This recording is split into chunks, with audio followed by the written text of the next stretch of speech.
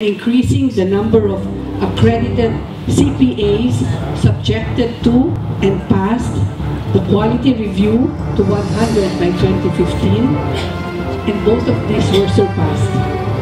Both of these results. ESA's governance pathway has 4 stages: initiation, compliance, proficiency, and institutionalization. When an organization is able to complete the first stage, it is awarded a plaque, which contains 4 spaces, governance for governance medallions. We are happy to confer the accountancy profession as PGS institutionalized.